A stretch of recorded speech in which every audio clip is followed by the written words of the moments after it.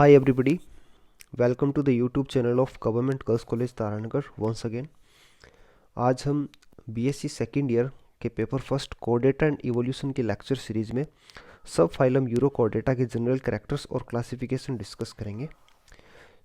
हम स्टार्ट करते हैं यूरो कोडेटा के मीनिंग से। तो यूरो कोडेटा जो वर्ड है ये तीन शब्द से मिलकर बना है, और ये तीन शब्द कौन से? Euro plus code plus iota. तो यूरो का मतलब होता है टेल, कोड का मतलब नोटो कोड, और एटा का मतलब ग्रुप। तो एक ऐसा ग्रुप जिसके अंदर नोटो कोड केवल लार्वा की टेल में पाई जाती है उसे हम क्या बोलते हैं?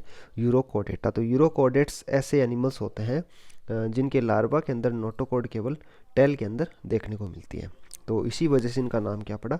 यूरो कोडेटा। जनरल कैरेक्टर से तो सबसे पहले हम बात करें हैबिटाट की।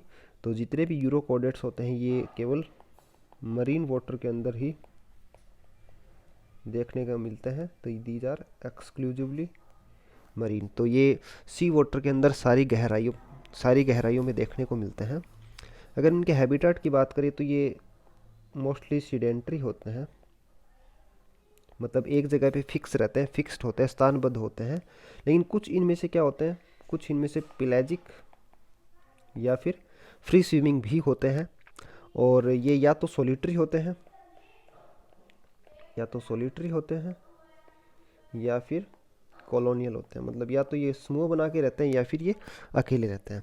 अगर इनकी बॉडी साइज की बात करें तो इनकी बॉडी साइज 0.25 से 250 मिलीमीटर तक हो सकती है। और इनका शेप और कलर जो होता है, शेप एंड कलर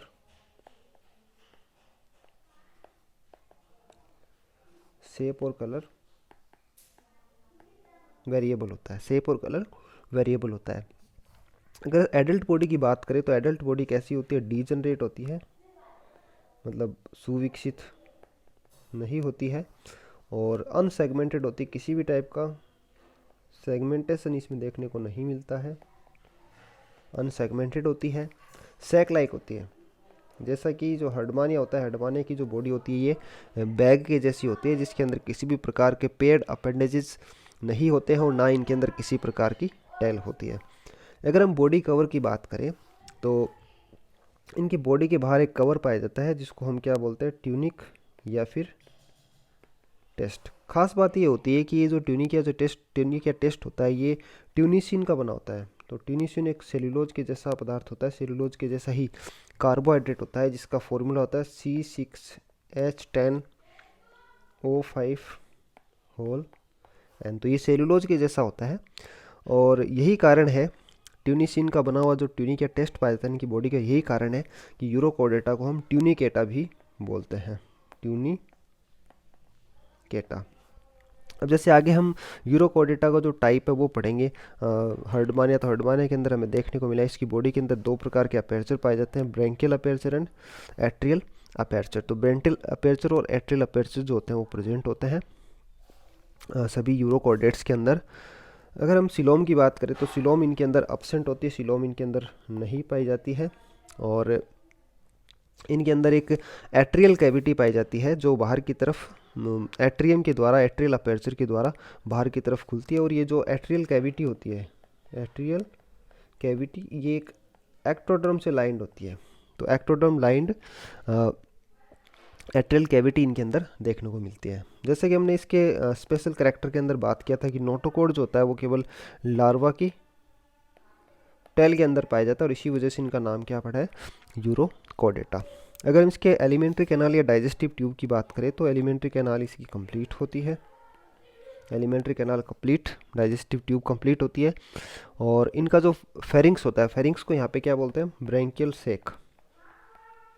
फेरिंग्स को क्या बोलेंगे? ब्रैंकियल सेक। ब्रैंकियल सेक बड़ा होता है और इसके अंदर दो जोड़ी से लेके और कई पेयर्स गिल स्लिट्स देखने को मिलते हैं, और ये सीलियरी फीडर्स होते हैं, सीलियरी फीडर्स। रेस्पिरेशन, तो रेस्पिरेशन इनके अंदर या तो टेस्ट के द्वारा होता है या फिर गिल स्लिट्स के द्वारा होता है। तो रेस्पिरेशन के लिए दो टाइप के ऑर्गन्स इनमें पाए जाते हैं, test and gill slits. Blood vascular system इनका ओपन होता है, blood vascular system is open. और इनका जो हार्ट होता है वो सिंपल होता है, ट्यूबुलर होता है और वेंट्रल साइड में पाया जाता है। और इनके अंदर सबसे खास बात ये होती है कि जो ब्लड का फ्लो होता है, ब्लड फ्लो, तो ये पीरियोडिकली रिवर्स होता रहता है, बार बार रिवर्स होता रहता है। इनके अंदर स्पेशल टाइप की सेल्स पाई जाती है जिन्हें हम क्या बोलते हैं, वेनेडोसाइट्स। वेनेडोसाइट्स, ये वेनेडोसाइट्स क्या करती हैं, सी वाटर से वेनेडियम को एक्सट्रैक्ट करती है।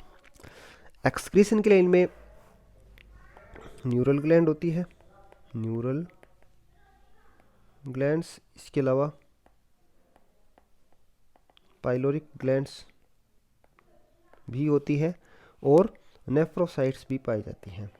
तो इनके अंदर एक्सक्रीशन जो होता है वो न्यूरल ग्लैंड, पाइलोरिक ग्लैंड और नेफ्रोसाइट्स के द्वारा किया जाता है। डोर्सल ट्यूबुलर नर्व कोड, तो डोर्सल ट्यूबुलर नर्व कोड जो होता है केवल लार्वल स्टेज के अंदर ही देखने को मिलता है, केवल लार्वल स्टेज के अंदर देखने को मिलेगा। और एडल्ट के अंदर ये क्या होता है, एडल्ट के अंदर यह है केवल एक dorsal nerve ganglion, dorsal nerve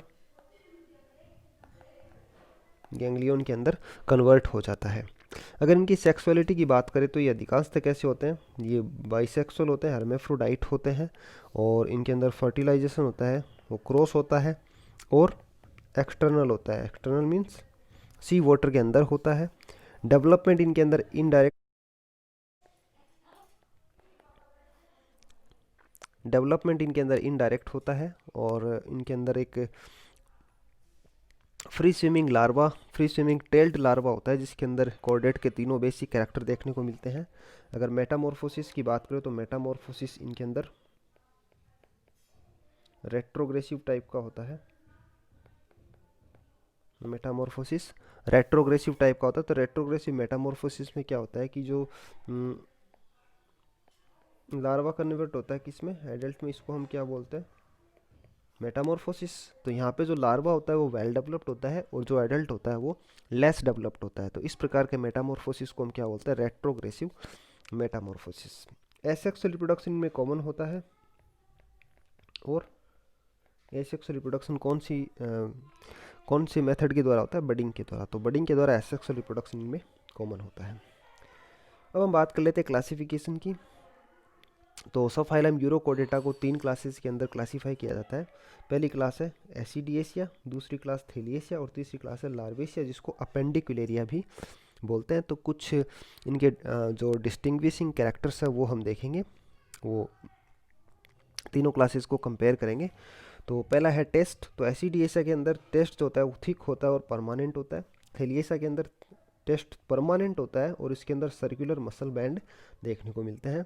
लार्वेशिया के अंदर टेस्ट टेम्परेरी होता है और यह म्यूसिलेजिनस होता है, मतलब म्यूसिलेज का कवर इसके अंदर पाया जाता है। एसिडिएसिया के अंदर एट्रियम प्रेजेंट होता है, थेलिएसिया के अंदर एट्रियम प्रेजेंट होता है और ये जीवन पर्यंत प्रेजेंट रहता है, लाइफ टाइम प्रेजेंट रहता है। लार्वेशिया के अंदर एट्रियम अब्सेंट होता है। एसिडिएसिया के अंदर हम गिल स्लिट्स की बात करें तो इसके अंदर कई गिल स्लिट्स प्रेजेंट होते हैं, कई जोड़े गिल स्लिट्स प्रेजेंट होते हैं। थेलिएसिया के अंदर या तो 2 बड़े या फिर कई छोटे छोटे गिल स्लिट्स प्रेजेंट होते हैं। और लार्वेशिया के अंदर गिल स्लिट्स की संख्या कितनी होती है, 2 होती है। एसिडिएसिया के अंदर अगर हम हैबिट की बात करें तो ये कॉलोनियल होते हैं या फिर सीडेंट्री होते हैं, कॉलोनियल एंड सीडेंट्री होते हैं। और थेलिएसिया जो होते हैं कॉलोनियल होते हैं और ये पेलेजिक होते हैं। अगर हम लार्वेशिया की बात करें तो लार्वेशिया कैसे होता है, सोलिटरी होते हैं। बाकी दोनों क्लासेस कॉलोनियल होती है, लार्वेशिया कैसे होते हैं, सोलिटरी होते हैं। तो ये या तो फ्री लिविंग होते हैं या फिर फ्री लिविंग तथा पेलेजिक होते हैं। एग्जाम्पल्स, एसिडिएसिया के अंदर जो टाइप है वो आता है हर्डमानिया, जिसको हम सी स्क्वर्ट भी बोलते हैं, सियोना, मॉलिक्यूला।